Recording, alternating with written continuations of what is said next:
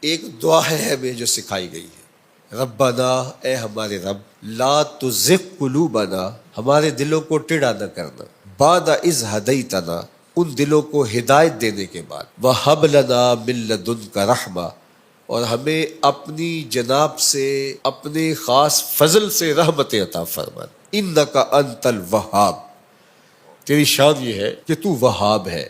وہاب کا کیا معنی؟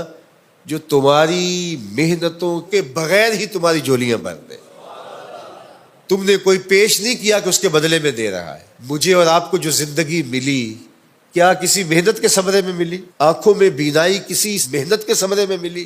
قوت گویائی اور باقی ہمیں جو صلاحیتیں عطا کی گئی، یہ اس کی شان ہے کہ وہ وہاب ہے۔ باقی آپ جب اللہ سے مانگتے ہیں تو پھر اللہ آپ کی بات قریب ہو کے سنتا ہے۔ فرمایا جب تمہارے ہونٹ ہلتے ہیں تمہارا رب تمہارے پاس ہوتا ہے۔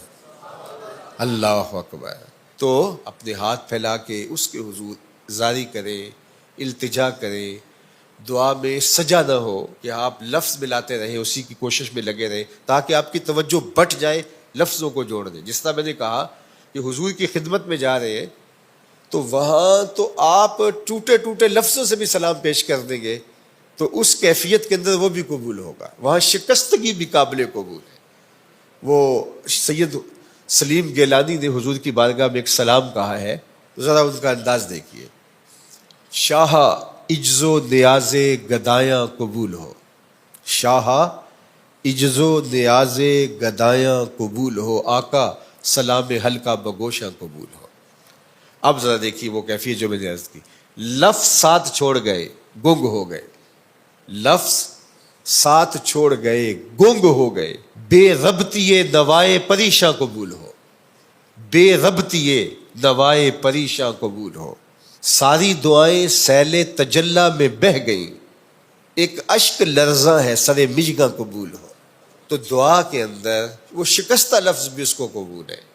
تو بعض اوقات لفظ ترتیب پاتے ہیں، بعض کا ٹوٹے ٹوٹے لفظ ہوتے ہیں، بعض کا انسان ہاتھ پھیلاتا ہے اس کو لفظ بھی نہیں مل رہے ہوتے۔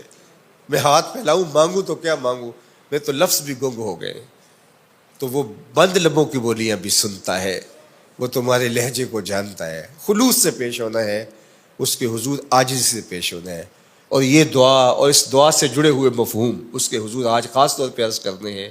اپنی عبادات کی قبولیت کی دعا کرنی ہے۔ ربنا لا تزغ قلوبنا بعد اذ ہدیتنا وہب لنا من لدنک رحمہ انک انت الوہاب۔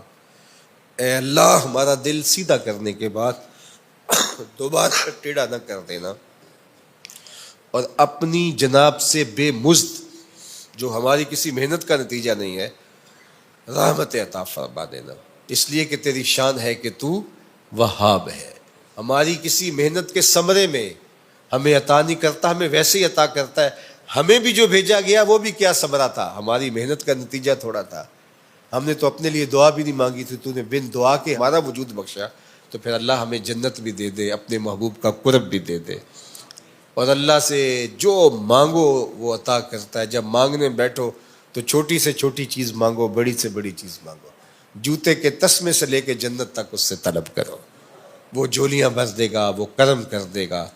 اللہ اکبر۔ حضرت علی کی ایک دعا ہے کہ یا سری الرضا اغفر لمن لا یملک الا الدعاء۔ کیا خوبصورت دعا ہے، ذرا اس کا ترجمہ سنیے۔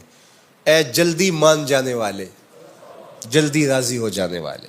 حضرت علی کی دعا دیکھیے، یا سری الرضا، اے جلدی راضی ہو جانے والے، اغفر لمن لا یملک الا الدعاء، اس کو معاف کر دے جس کے پاس دعا کے علاوہ کچھ ہے ہی نہیں، اس کو معاف کر دے جس کے پاس دعا کے علاوہ کچھ بھی نہیں ہے۔ ہم اپنے عمل اس کی بارگاہ میں پیش تو کریں گے کہ اللہ قبول کر لے، لیکن اگر ہم دیکھیں تو ہمارے عمل تو فساد نیت کا شکار ہیں، ہمارے عمل وسوسوں کا شکار ہیں، تو کیسے پیش کیے جا سکے؟